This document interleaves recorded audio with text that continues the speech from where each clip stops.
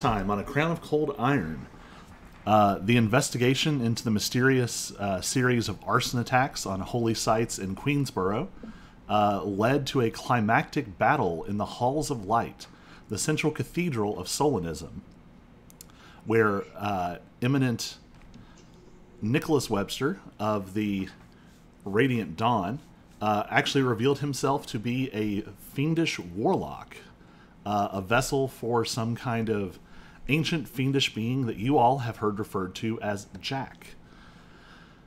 Fighting alongside other corrupted holy vessels and puppeted quasi-tieflings, Nicholas used the occasion of the unrest caused by these attacks to stage an ambush at a summit of Solinist leaders, all in an effort to claim the Cathedral of Light's power, break down some kind of barrier, and unleash, essentially, hell into Queensborough.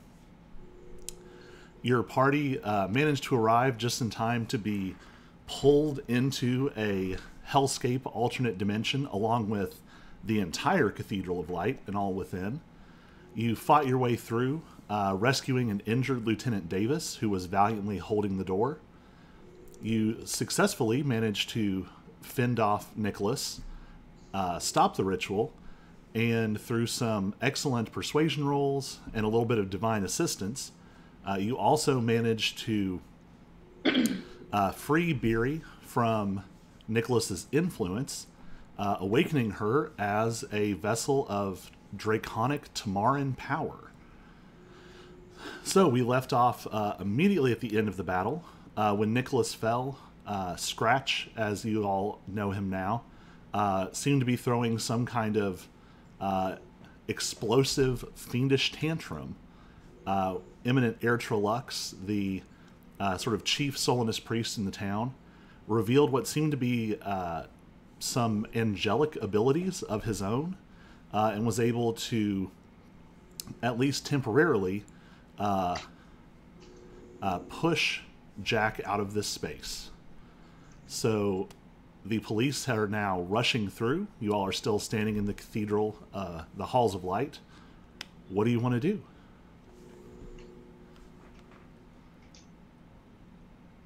So the three kind of Salem, Jabez, and Simon, how do they look? Are they angry, chagrined, confused? Go ahead and make a quick insight check. And any of you all can make this if you want. Yeah, how about my 6? It's better than that. I think it's just a +7. 16 party. Hold on.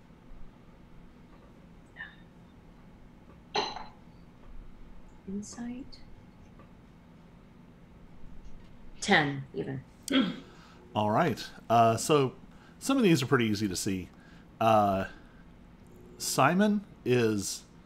none of them seem to have these corrupted divine essences anymore. They've all reverted to a purely human physique.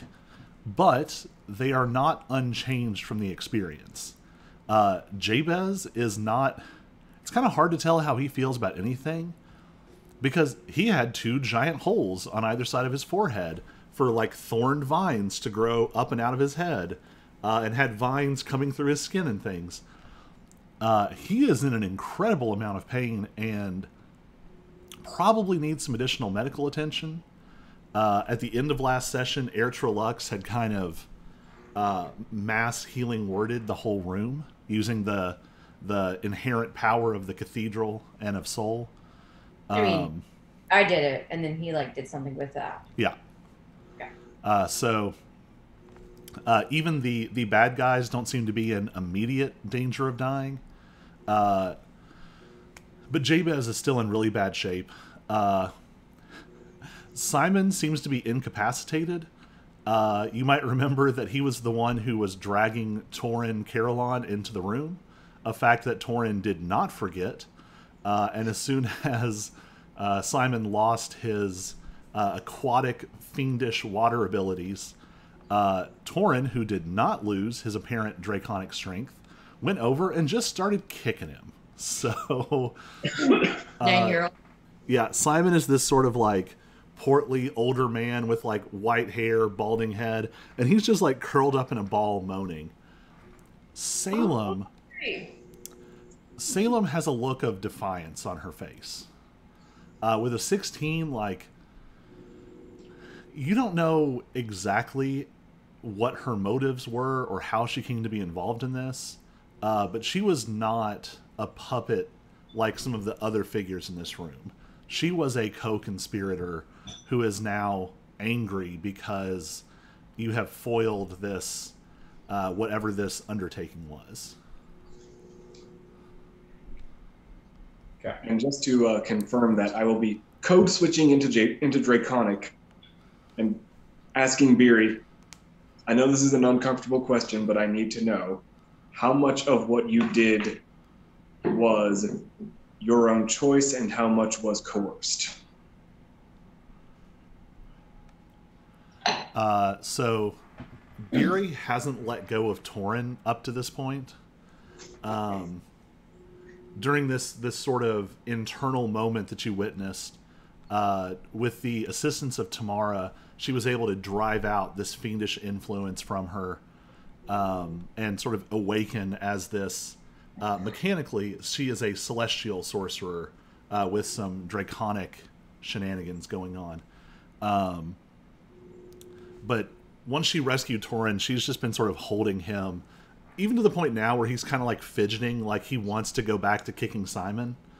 And as you come and sort of whisper this to her, she kind of brushes his hair back and lets go, and he turns around and starts, oh, kid, stop. And she turns to you, and since the battle stopped, some of the draconic features have faded a little. Before it was almost like the sort of, it was very fine scales, but it was like all across, and now it's almost just like a faint painting along like the edges of her face, sort of receding back into her hair. With a 16, you see profound shame on her face. And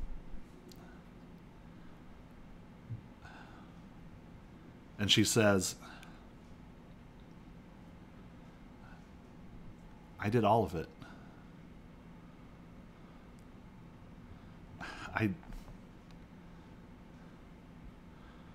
Nick said that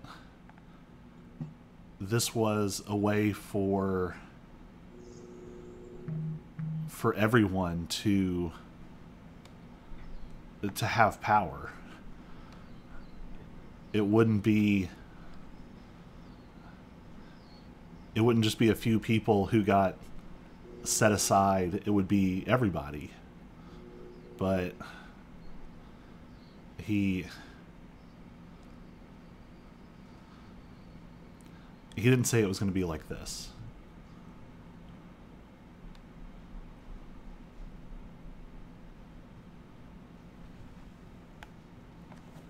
I can't decide if I want to talk to Simon or Salem.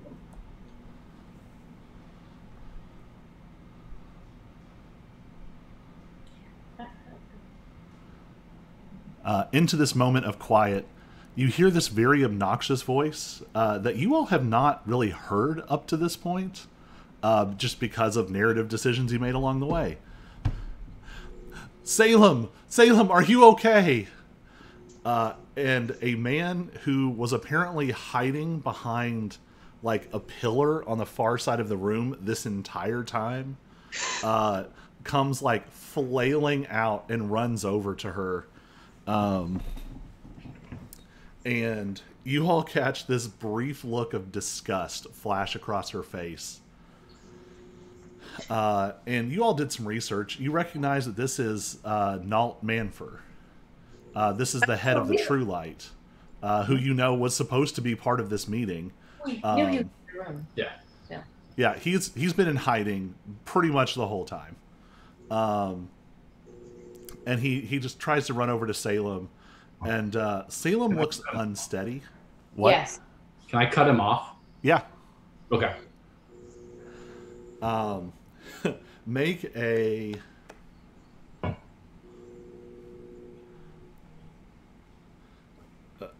I'll give you a choice. Either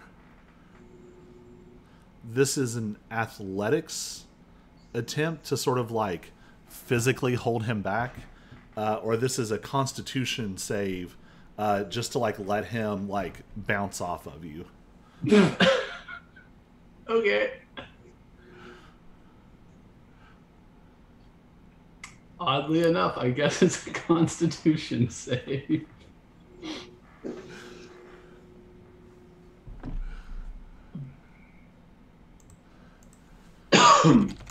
Well, honestly, that's probably enough. You are surprised. Like, Nault is actually pretty strong. You had sort of heard Davis kind of like dance around the topic of how he felt about Nault. But actually being this close, you can actually get a little bit of a vibe. Like, Nault is actually a legit, like, divine caster in his own right. Mechanically, he'd be probably like a third or fourth level paladin. Okay. But there is something... You do notice there's something funny about it. Like, with all the Solinist magic in the room, there's a weird bluntness to his. And I mean blunt not in the sense of like a heavy object, but literally like something that should be sharp has been like ground down until it is no longer sharp. And I think that's the kind of thing Cyrus probably just files away to poke at later. Yeah. And Nault looks affronted. He's wearing like even in this sort of holy space, he's wearing like a nice like sports jacket and khaki pants. He looks like a like conservative evening news talking head. This is sort of his persona. There's a lot of hair gel happening. Yeah. He does have sort of impressively like full big hair. But Does he have like that full set of denture teeth so that he's perfectly straight on television? I mean, it definitely looks like he puts a lot of work into his appearance. And he says, excuse me, who are you? That's my assistant. Get out of my way. You can wait your turn. She was working with him, and I'm gonna give him like one solid look and like flare the armory inside the coat, and then just spin and give him my back, and I'm addressing Salem. Make an intimidation check, and yeah, I'll give you advantage on this. Okay. He definitely just saw you like kill a fiend warlock in his face. 19. Nault and sort of backs away, and he's already like getting his cell phone out and like starting to call people. I'm going to intercept him again. So he turns around and you're just coming the other way. I'm assuming this was close enough for me to dash over from Beery. Yeah. Yes. Go ahead and make an intimidation check with advantage. I was gonna say maybe I should be the one doing that. I mean, I've got a great 14. Well, and this isn't necessarily a voluntary intimidation check. Sure. One of the peculiarities of the Rings of Seeming is that they don't work when you discharge a lot of like supernatural abilities around them. They're only meant to sort of hide surface things. You are full Dragonborn right now. And it flashes through your head, oh yeah, this is the guy that really frickin' hates the Fae. Like, it is his entire platform, is that he hates the Fae. And you see him, like, he's disoriented because he just got sort of brushed off on this side. He's trying to look at his phone, and suddenly, like, you know, full... I like to think you've probably still got a little bit of lingering, like, fiery aura around you, and he just... Ah! And, like, falls backwards, and, like, scoots across the floor, and it's just... You see him, like, okay, mentally, he's like, okay, I'm just gonna sit here. Like, I'm not getting up again. This is too much. All right. Well, now that you're in a standstill, if she's your assistant, I'm going to need to take a statement. What even are you? Private investigator. They let whatever you are be a private investigator now? Oh yeah, I'm quite good at it. You can see him, like, trying to, like find someone to complain about this to. And Lieutenant Davis is, like, very intentionally, like, not meeting his eyes. Airtralux just kind of, like, smirks at him a little and goes back to their conversation. At this point, I wander over to Auric to just kind of give him some physical support. Is Auric the one that needs physical support? No, I'm more just trying to shut down. Yeah. So what are you wanting from Nalt? I mean, I'm assuming that pretty much everyone here is getting arrested, so I want just a statement about Salem's character. You, sir, it's to a crime. So this will illuminate the conversation that Cyrus is about to have as well. So Nalt, the short version of the story, and there's lots of... Nalt is not a nice person. I hope this is coming across. Like, yeah. Nalt is not actually a good guy.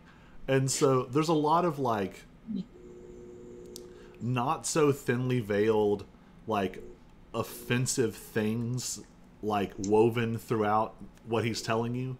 But the short version is basically that Salem has been a member of the True Light for years. And she's been his assistant for the last, like, year and a half. She's been invaluable. She's incredibly persuasive and seems to have... and you can kind of see his wheels turning as he says, it was almost like she could charm anyone she wanted to. And you kind of see him go like, oh. And then he just steams on through. But that's the short version. She was his assistant. He never suspected anything up to this point. This caught him entirely unaware. So he's pretty much innocent of at least being a conspirator in this. Yes. Now, all of you have, in one way or another, heard of things that he's probably not innocent of. But right. In this particular case, yes, he actually did not cause any of this except by negligence. And since I'm sure it will make... Sounds about right. Since I'm sure it will make Lieutenant Davis's day, after taking the statement, I direct him over to Lieutenant Davis for processing.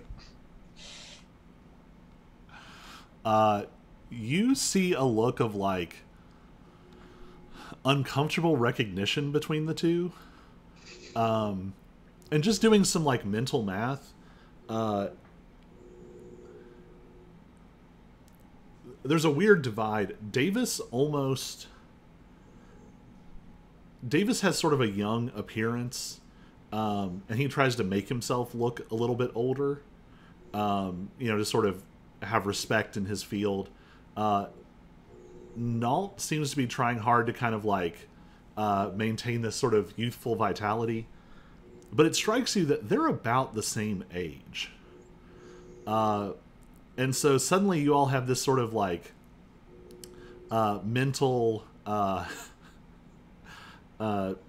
speculation of these two coming up through sort of the Solinist Church at the same time. And you imagine that there's probably a history there, and probably not a great one. You know that Davis, I mean, literally his job is to deal with magic and the Fae, and day in and day out. And so he is probably, if not by name, certainly by implication, been called out in things that Nault has talked about to the media, online, to his followers. Lieutenant Davis doesn't look too smug about it. He still seems to be sort of doing his job there, but he definitely takes Nault over. Doesn't cuff him on the spot. You imagine there will probably be some interesting investigations happening later into the True Light. But he does take a statement from him. And Cyrus, you continue on over to Salem. Yeah.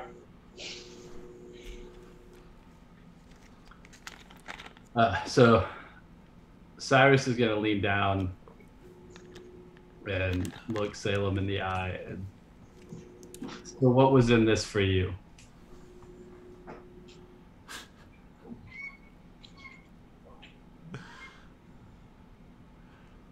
What was in it for me? Everything. She looks and points over at Nault and says, "You've spent 30 seconds with this man. This is the state of Solinism in the city.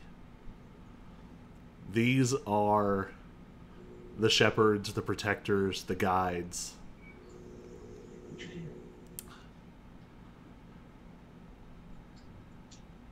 Nick was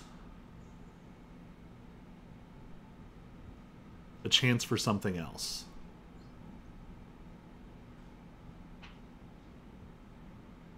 Nick or Jack?" She shrugs.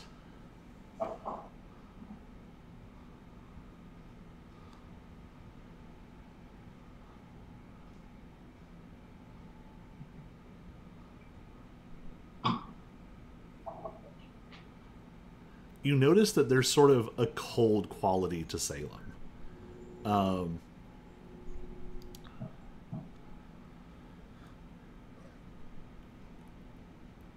Even though she's talking very calmly, you can feel a sort of cold, seething anger coming off of her.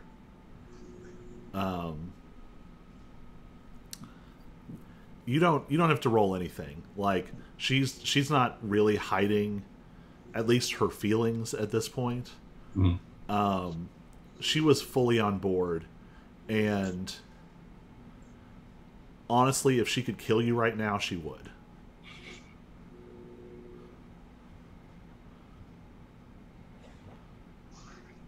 I still have spell slots.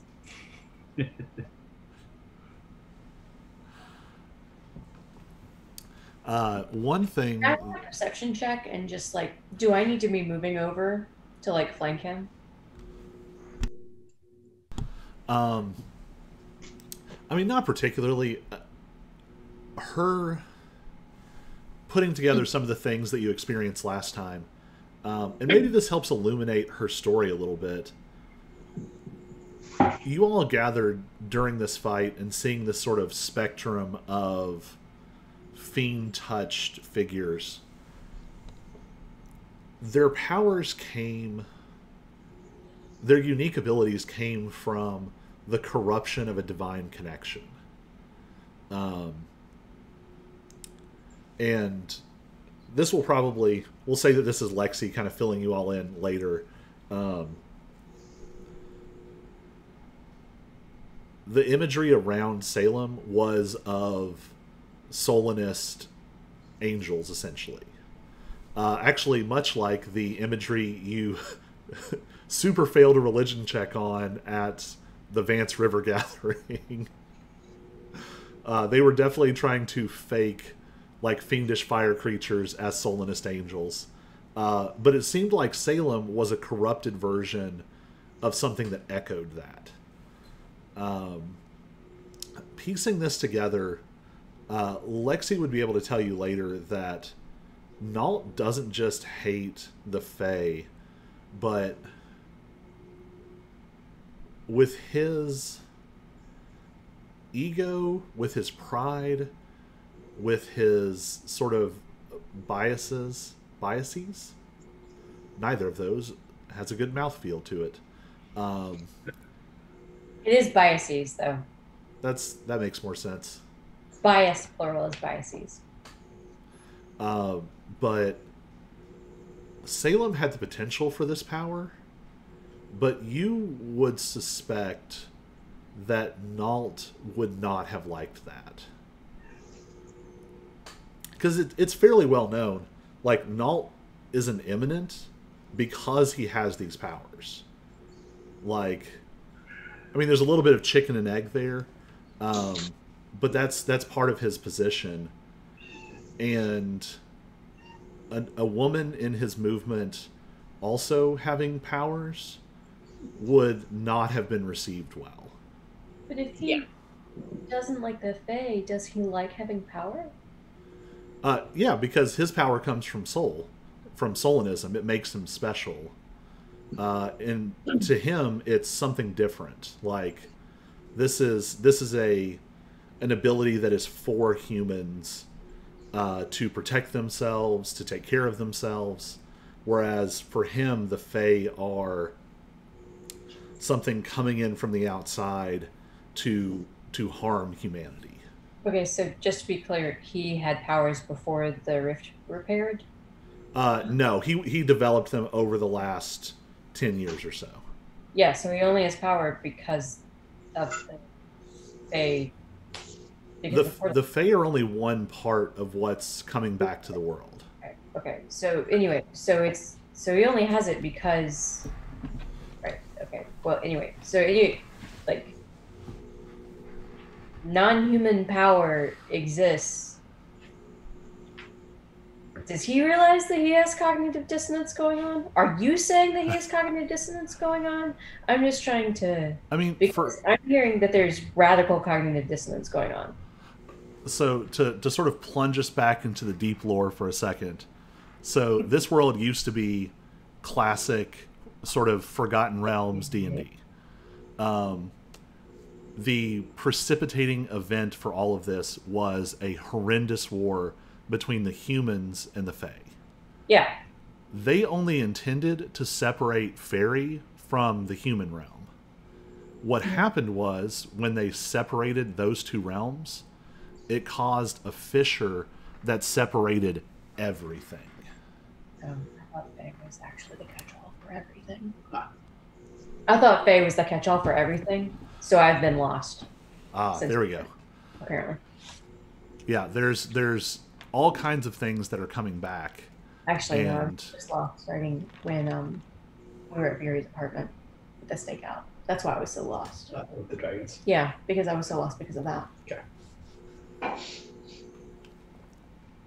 Anyway, that's where you lost me in the story. Yeah, the Fae are the first thing coming back because they're the closest in a sense. Yeah. But presumably the end result of all this is that the world fully reconnects to everything. And there are dragons and dwarves and elves and wizards and demons and aberrations and all the different planes, dream and shadow and the astral sea, and all of it will come crashing back.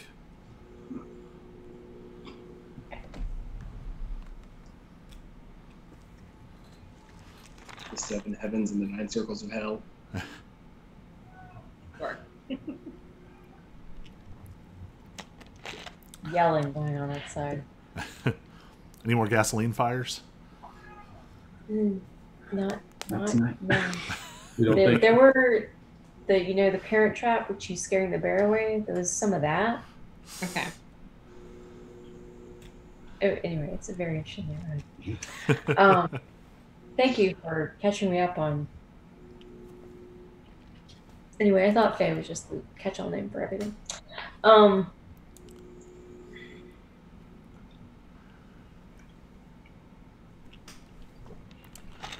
Cool. Well, I don't think I have anything else for Salem, so that's what I was just kind of curious about. So I think Cyrus will just give her some sort of pithy, like, well, enjoy your time. And then As you're sort of milling about here, Lexi, make a... I don't even know if this is a check. Lexi, you next. There's just something in your pocket. That's sweet. It's not like a creature or something. There is What's like a hard, flat shard of something that you can suddenly feel like poking into your side.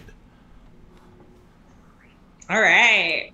You don't recall where it came from or picking it up. It just seems to have been in your pocket all along. All right. So I'm gonna pull it out because Lexi's not in the middle of a fight, so she's now curious. It It's a cat in is. pockets. It is a shard of glass, a fairly large piece. Larger than my pockets. It's just the one piece, and it's pretty large. I would say that it's probably like a little smaller than like a smartphone. Okay. The So a edges- dumb phone. Yeah, the edges aren't actually sharp, and there's all kinds of different colors of glass all around this room. This one is like pure, like crystalline, clear, and it almost seems like it has its own like soft white internal glow. But when you pull it out, like where you're holding it, that white glow is taking on that amber bubbling quality. Okay.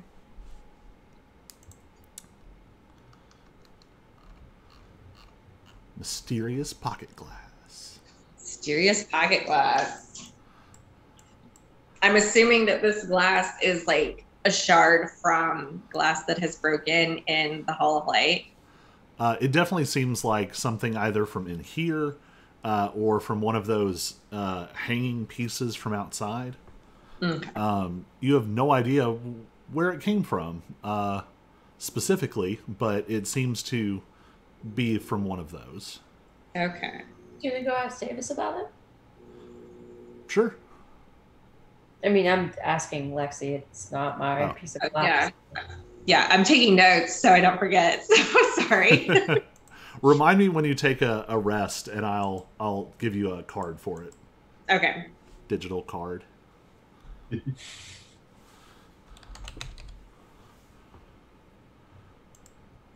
I mean, I'm interested in asking somebody about it. Maybe I need to talk to Davis. well, Davis might be a little busy right now. I was thinking of He's going to take his time processing it all.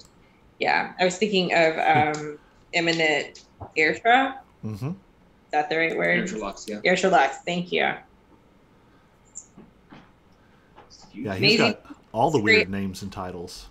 Yeah. Maisie, please don't scrape the parsonage furniture. Please scrape our furniture. So do you want to take it over to Airtralux? I do. I'm curious. So at this point, like, more police have started to kind of file in. Obviously, Davis was like one room away. But at this point, like, there was an awkward moment where you're having these conversations and like a literal like SWAT team like bursts through the door. and then like sees that everything's over and just kind of like awkwardly puts their weapons down like Hi guys.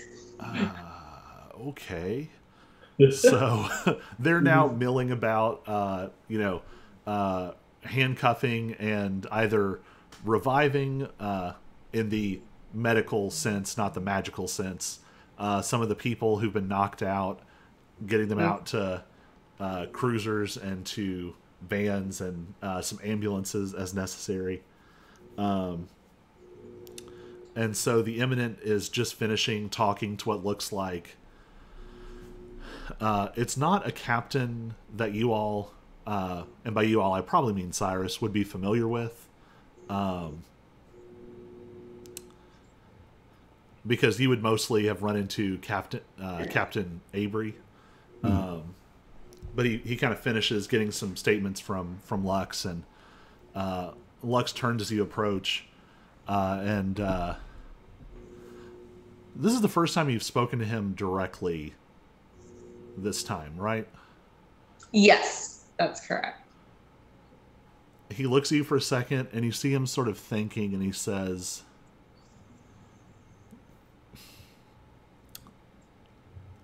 Lexi, right?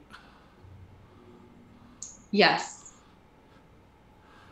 It's been a long time since we saw you at a solstice service.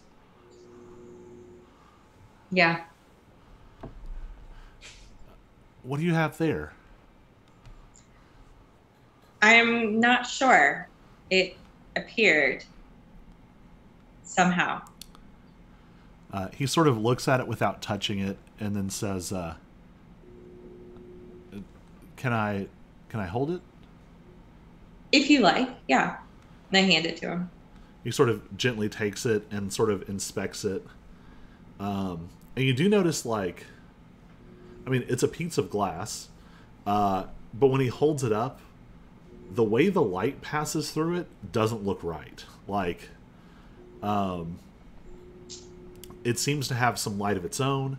It also seems like when the light hits it, the light bends and scatters and fractures in weird ways. It just gives it a sort of like radiant wash around it. And he looks, and then he sort of cocks his head for a second like he's listening to something. And then he laughs and says, I see. I think this is intended for you. And he hands it back. Make a...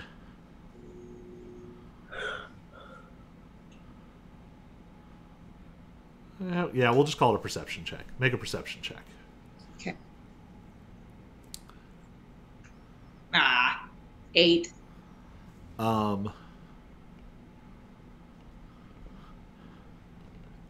It flickers weirdly for just a second, almost such that you're not even sure you saw it. But you had an impression of something else when he handed it back to you.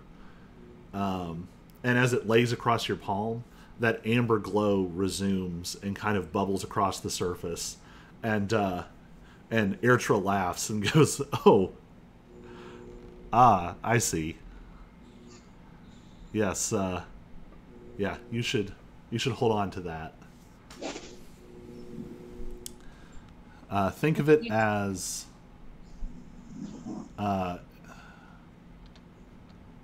less of a blessing and more a gift for a favorite niece."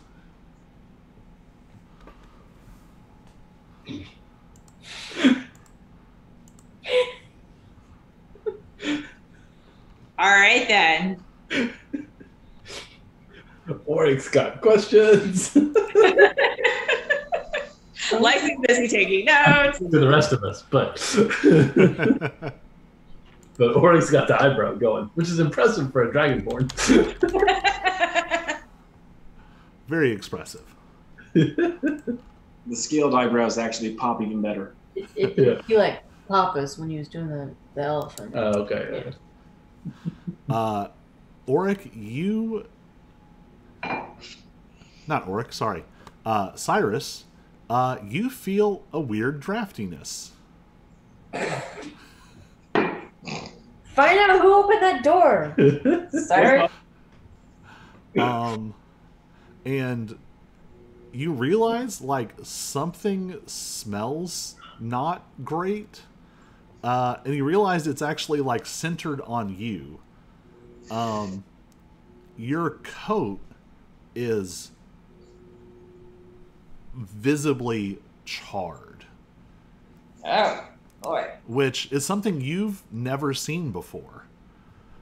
You have actually been blown up in this coat before. Not like lethally so, but like this coat has been hit with fire before. This coat has taken bullets and knives and has never had a problem.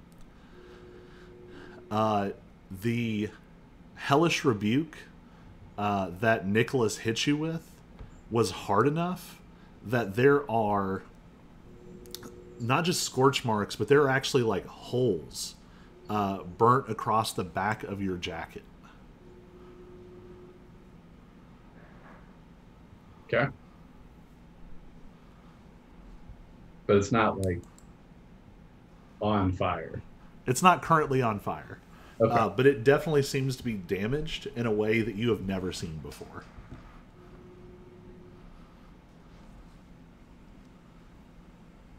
Can I make it look undamaged? What are you trying to make it look like? Just itself, but not damaged?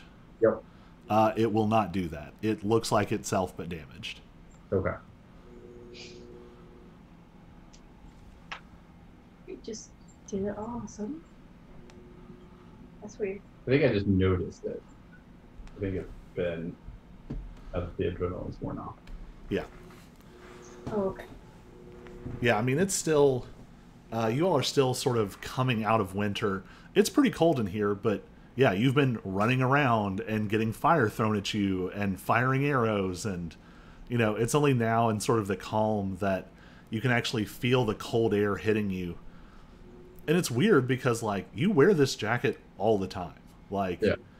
It strikes you that it's almost gotten weird to be cold like this. Because as long as you've had this jacket, ever since Mort gave it to you, it's kept you warm.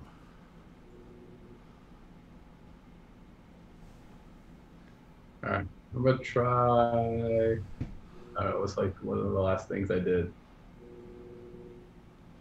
Yeah, I guess I'm gonna try a Ravensbrook University sweatshirt. The sweatshirt has charred burn holes in it. Okay.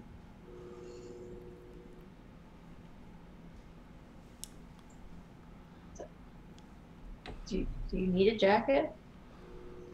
I can conjure one for you for the next You 3 need a wizard who knows the mending spell. Did I get rid of that one? No, but it's only for an inch. Oh. Yeah. It's a cantrip that I've had as option for, but I think it's only for an inch, and I didn't take it. I have messages that are mending, but it's definitely been one of the higher. I have a great song for it.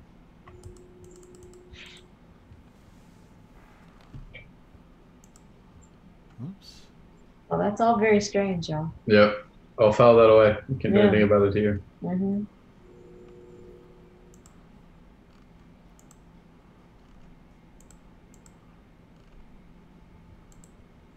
Oh, a foot. But it's a single breaker tier. Go ahead and make an Arcana check. And Zyra as well, since you're checking it out. Yeah. But...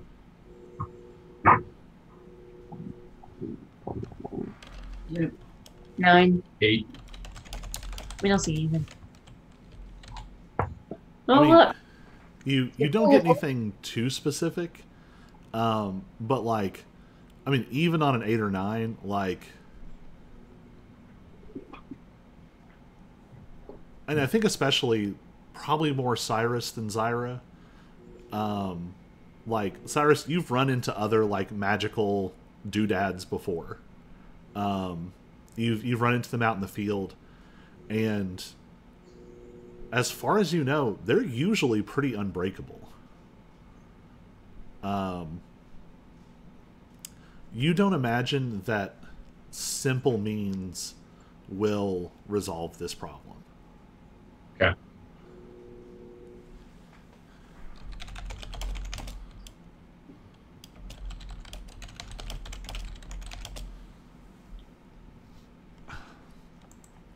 Is there anything else you all want to do in here?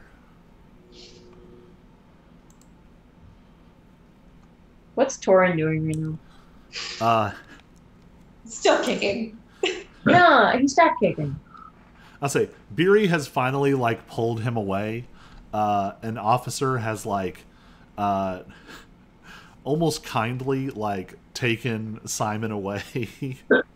There's a sense of relief as Simon is like let out in cuffs.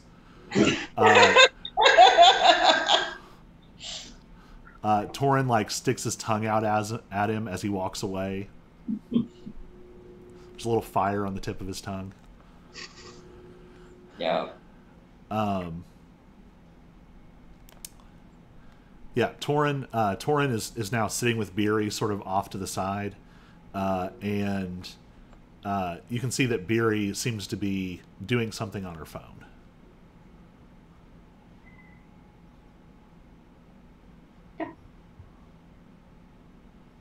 Dollars.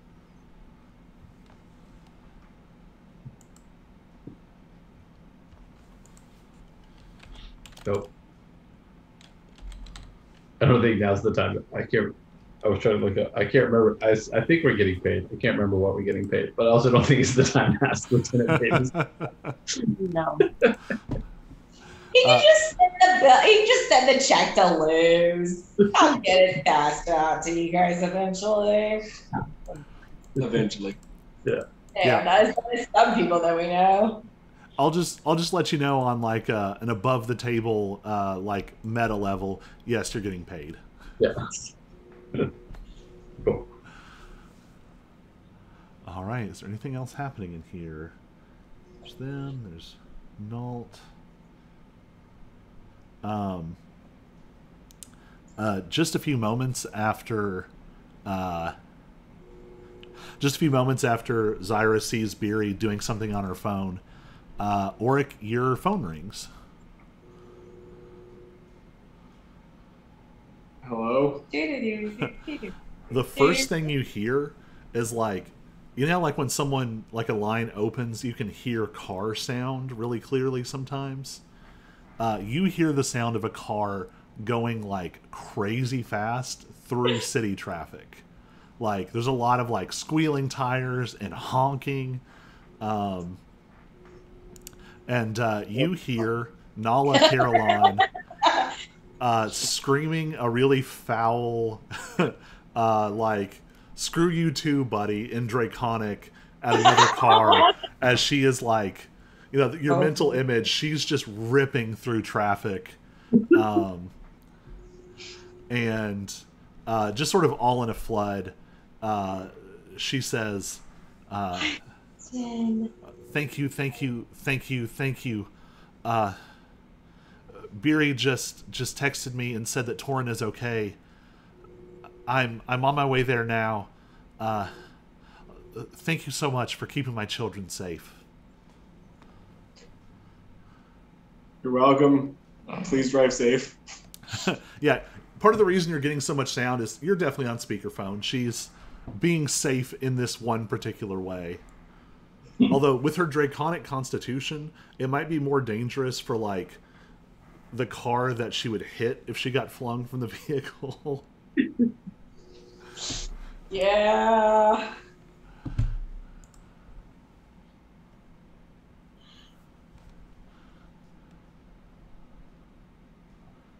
All right. Anything else here? All right. So various police are sort of filling the space. More of the Hall of Lights like support staff have shown up now that the official meeting is over and everything's gone crazy. You see already people are starting to kind of like clean up a little bit now that the police have taken some pictures and all of you have given an appropriate statement. And you're there long enough that you see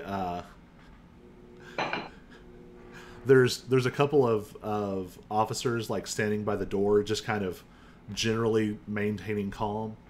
And you see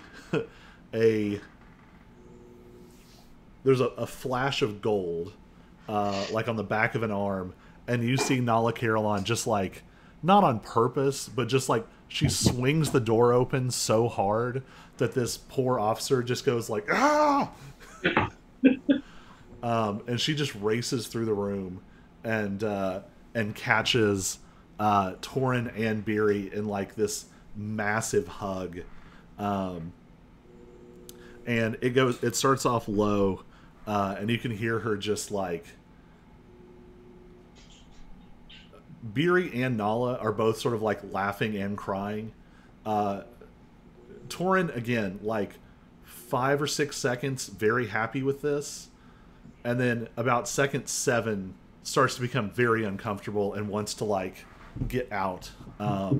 And Nala, again, you see those streaks of gold down her arms, like lifts the two of them up for a second in this embrace, and then finally like lets them down.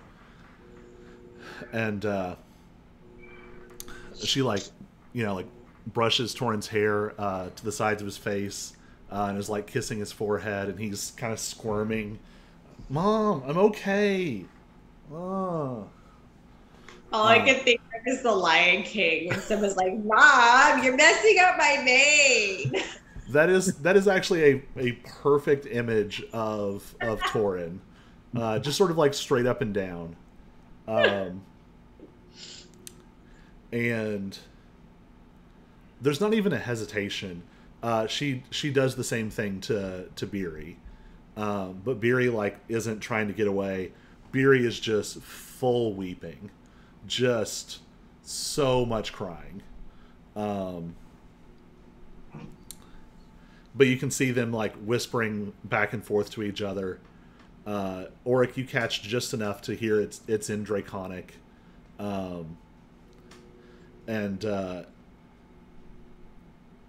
at least for now, there seems to be some reconciliation there.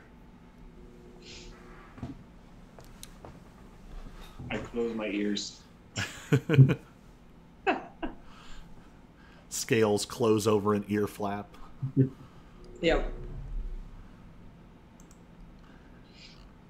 All right.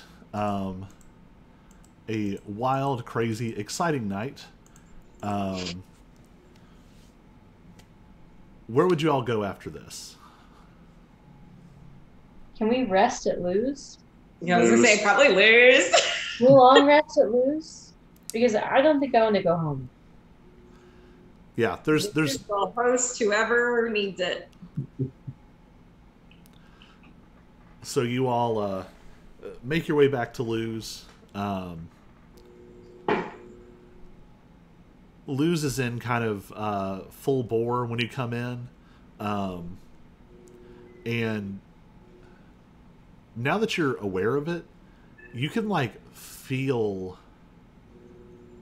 that sense of presence around Lou's starting a couple of feet out from the building.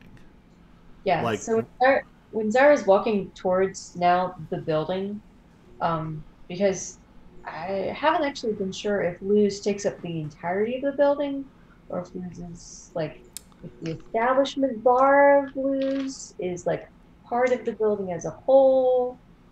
Okay. So lose is like, it depends on whether you're public or private. Yep. There is the bar, of course, in the basement, but lose does include the whole building because in previous lives, it has also been like an inn. Mm-hmm. Okay, right. Okay, yeah. So it's like a 2 or 3 story building. Yeah.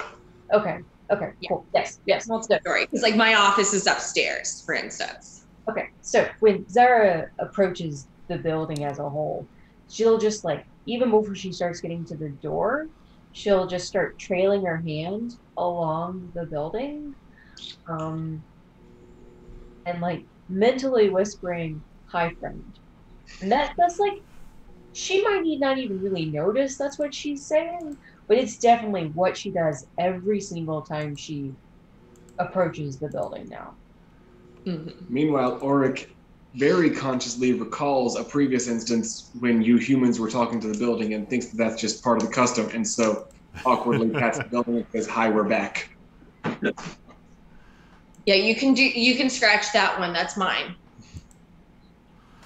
So Zyra, make a. I'll just tell you the modifier because it's a weird roll. This is a performance wisdom roll, so it'll be at a +6 basically. Just add 6. Okay. I'm surprised that D&D Beyond doesn't have an easier way to do alternate stat rolls. Okay. So just add 6 to whatever you rolled. Okay, I mean, because it was performance charisma, I'd have a anyway. I rolled a 2, so so an 8. Yep, it's cocked, but so you don't catch it as clearly as you would like. It's almost more of a. It's like you're hearing music from long, long away.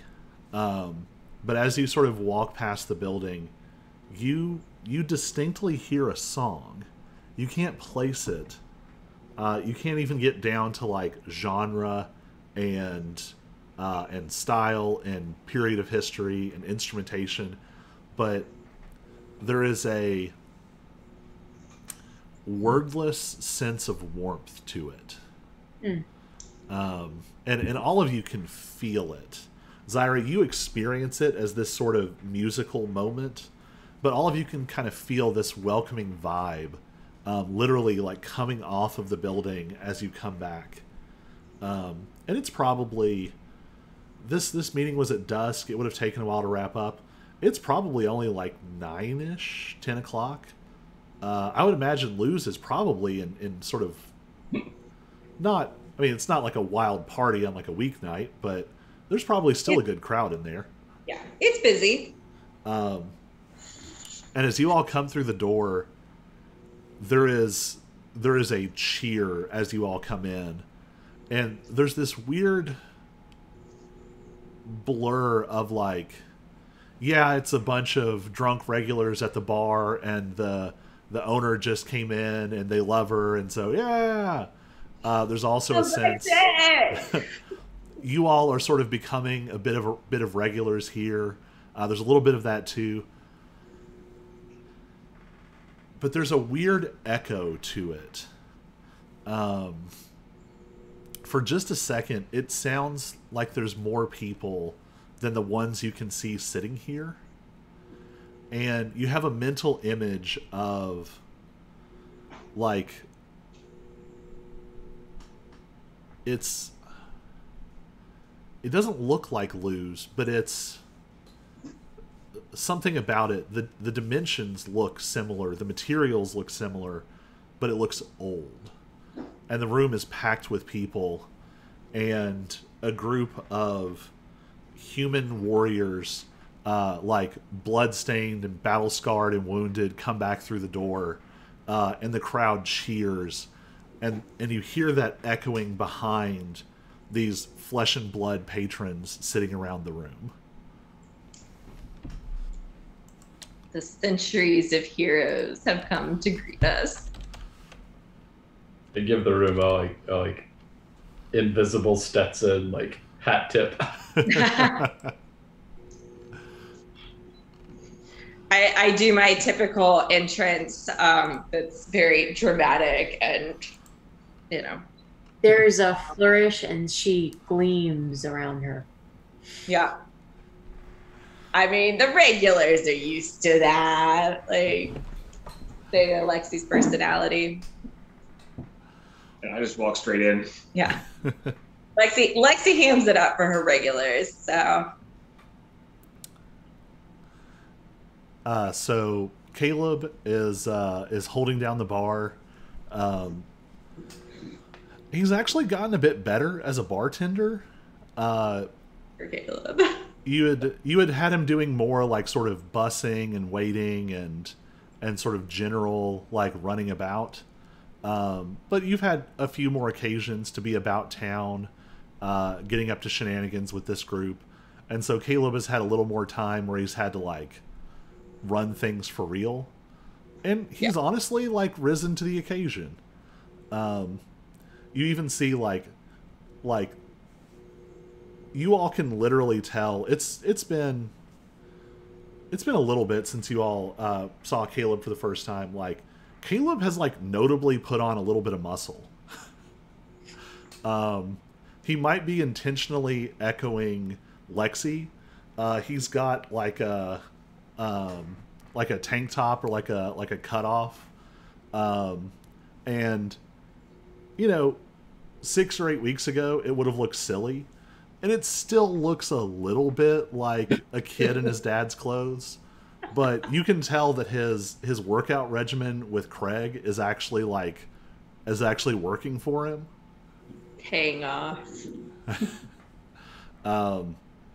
He very smoothly whatever you all have ordered before, whatever you're sort of thinking of in the moment, he just like instantly whips up a round of drinks, and they're ready like as soon as you hit the edge of the bar. Oh, great! Screaming Viking.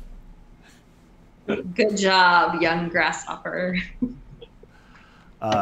Craig himself pokes his head out, and there's a brief pause and like a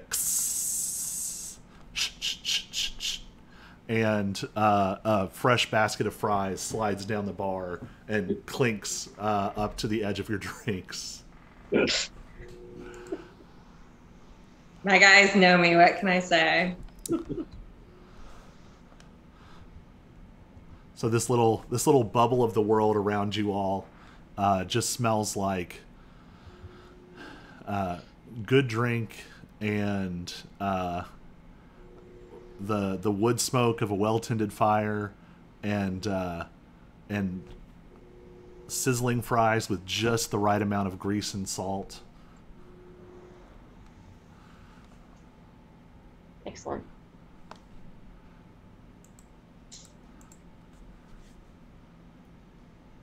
Anything else y'all want to do, or is it just ready to collapse?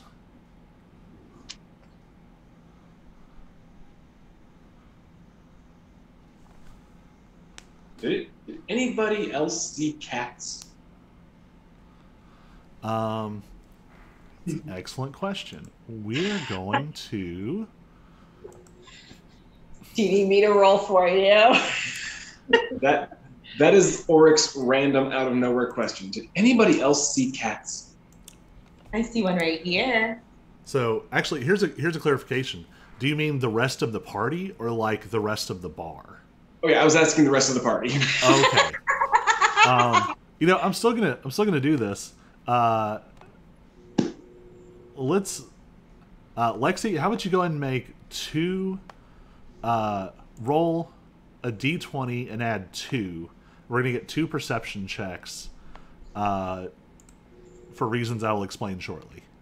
Okay, so you want me to just roll 1d20? Yeah, roll 1d20 twice, add 2 each time, and tell me the results. Okay. All right, so that's 7.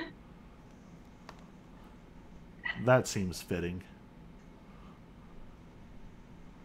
Another 7! It's just meant to be. So they don't say anything about it, but that was her rolling for Craig and Caleb, and neither of them have noticed cats.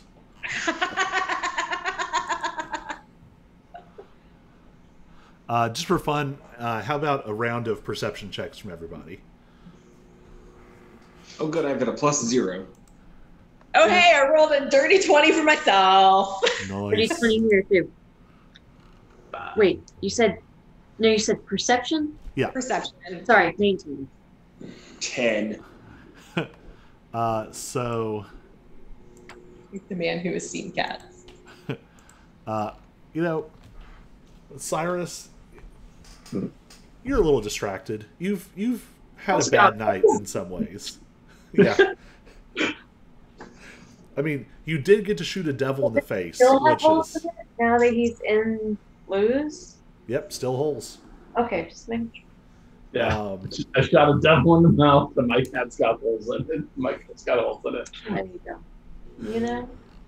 That sounds like a really weird Americana, like, blues, blues and western song. So, yeah, Auric, I think you've just got a little bit of sensory overload today. You've seen a lot of, like, weird human places. And also, hey, you seem to have met your first devil and maybe your first angel, ... question mark. It's been a day. Zyra, you're sort of learning to sort of tap into the sense of this place. Both the impression it gives and the impressions it's receiving from the world around it. You and Lexi both, when Auric says that, you're sort of searching your memory, and no, there was definitely a cat outside. Not super close. And honestly, with your very high rolls, the cat was noticeably further out than where the vibe of Luz first hits you. Mm.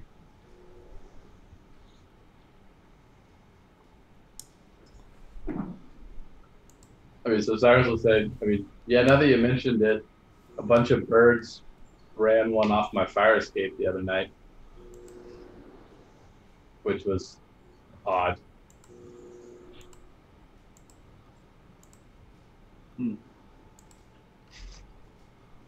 Hear the words in the song.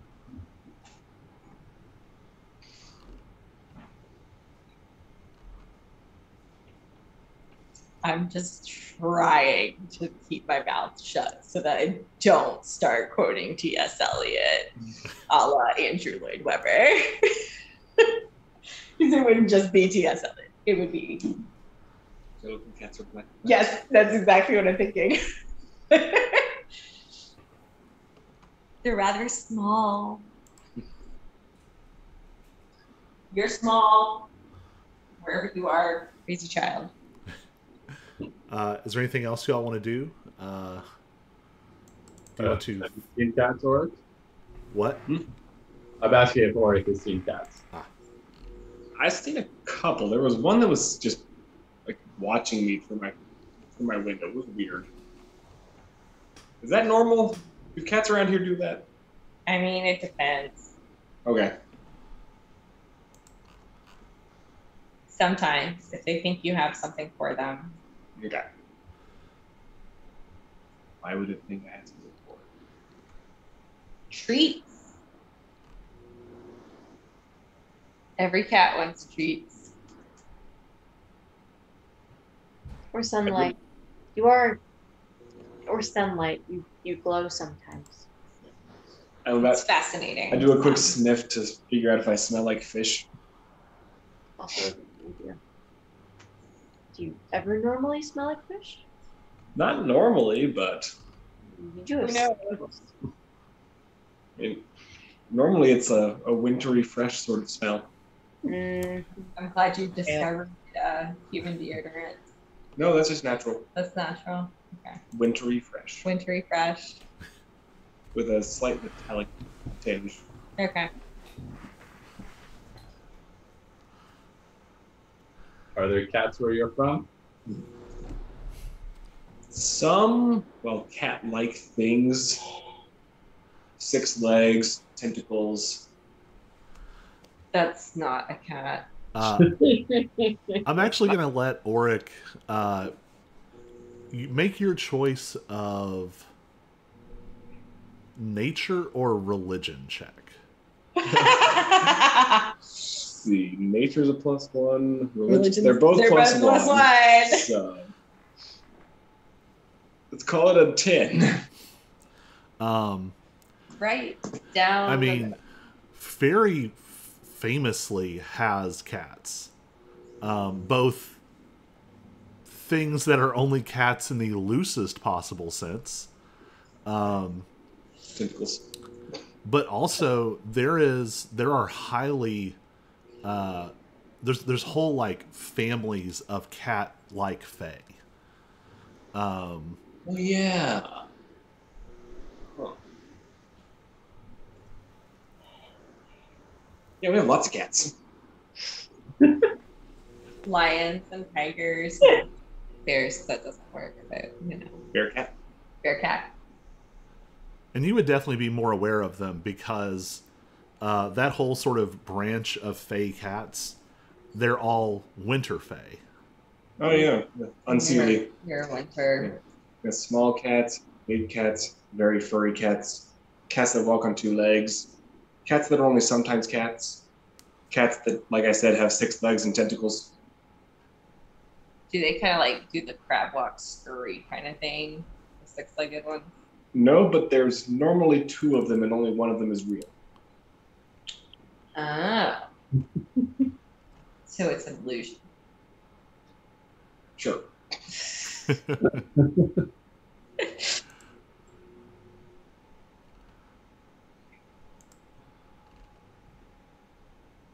fluffy ones are really cute. Even the fluffy ones that walk on 2 legs are really cute.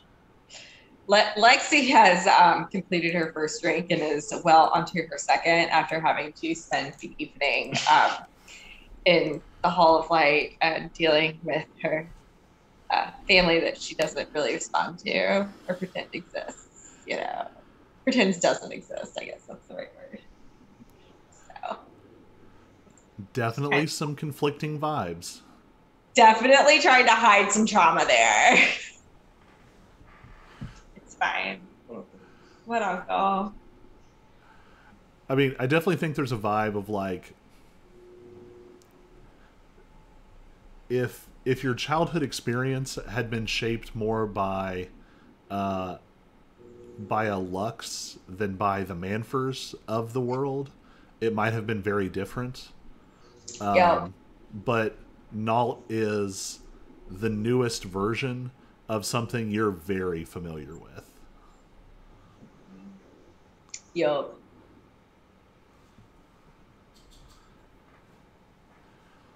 Basically. Also, just for fun, everyone roll a religion check. Woo! 17! Oh man, that was almost a nat 20. 14. Damn it, that would have been cool. End of the night. 9. Hold on. Religion? 17. So this is sort of... I mean, I think maybe Lexi might have heard rumor of this and could kind of fill in some of the gaps, but one of the things that you sort of took away from the conversation earlier, putting together some of the things that Lieutenant Davis has said, some of the things that you've heard from sort of the Solinist rumor mill and all of that,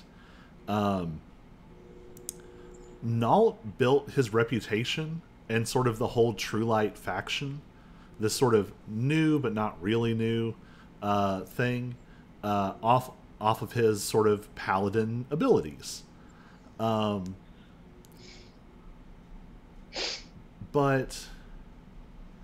weirdly, you haven't seen as much of it lately.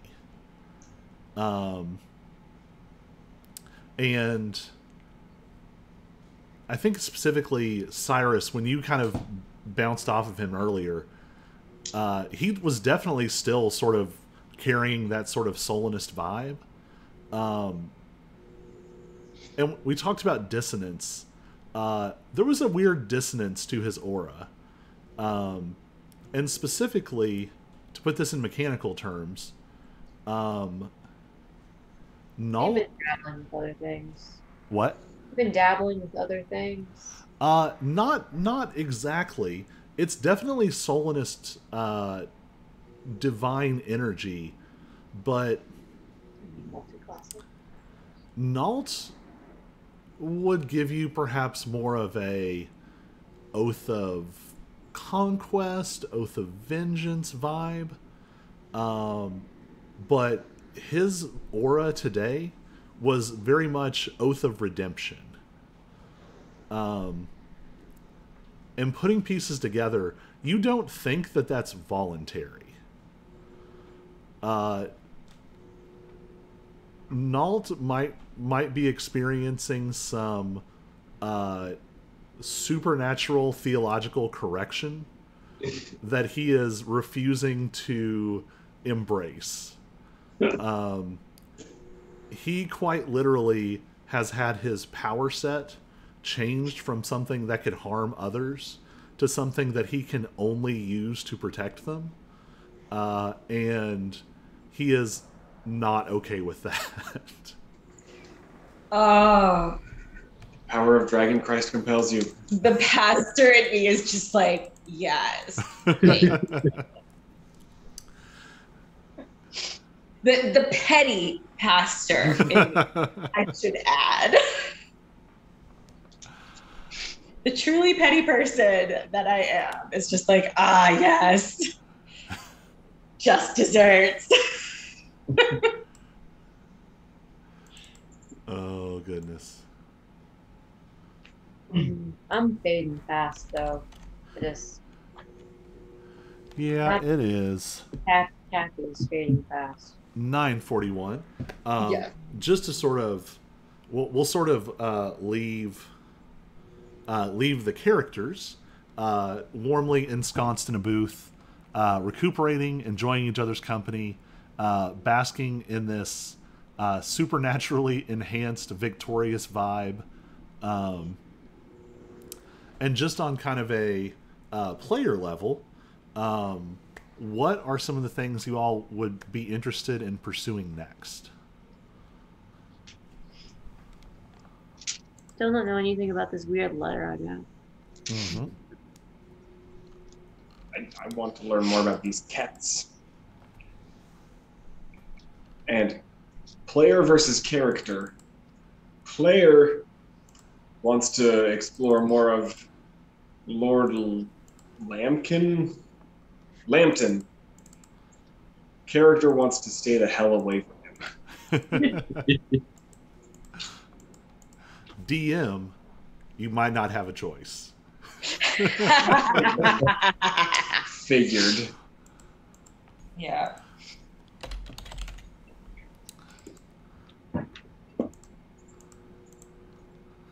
So just to give you all a rundown of things you all have explicitly mentioned, there's other things that we'll see if you all stumble across. Yes, Auric has his letter from Lambton, which definitely had some genteel but oily and threatening undertones to it. Cyrus now has a damaged coat, and is also in the background. You had been looking for Mort and figuring out what's happening with him. Yep. The cats are out there. Yeah, Zyra, you have the box of your mother and father's effects, and this strange handwritten note warning you to stop doing something and to hide. Yeah. Which I you don't remember saying hide, but okay. something like that, She or maybe made it said "be quiet." I'll see exactly what Stop, be careful, be safe. Yeah, That's there all. we go. Which seemed to have been written in your mother's hand. Yeah, I hadn't confirmed that. Okay, you strongly suspected. That. Let's go with that. Other stuff. Lexi, one of your suppliers, seems to have dropped off the grid, and you don't know why. Yeah. And Zyra, you still have a book that you need to finish writing. Not necessarily as exciting as like the secret of the missing mother and scary notes, but like, you know, you're sitting there at that table, and for a second you just feel like a cold chill, and the image of your editor like hovering over your shoulder, and then it passes. Start taking notes on my phone. I have the same app on my writing device that I do on my phone. I'm like, this will work. It's drafting, you know. All right. Well, we will leave it there, and we'll kind of, again, be in sort of interlude / downtime mode until we sort of fully gear in a direction. So be thinking how you'd want to start pursuing these things.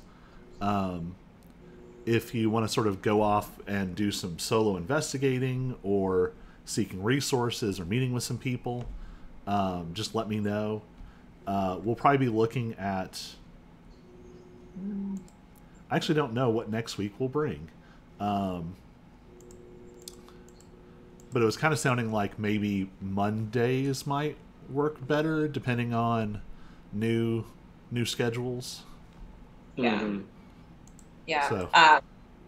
What I've discovered, and I had a meeting that was on a Monday night that's now been moved up to 4:30 instead of 7. Cool. Because of other people's schedules, which is really great. Yeah. But currently our admin council meets every other month on Monday nights at 7. Okay. But I'm like, you know, One Monday out of like 8 or 9. Yeah. So we'll keep playing with it. Cool. I'm going to go ahead and cut the recording. Recording stopped. And now I'm going to cut the stream. Bye, bots. Not even bots. Just Just us.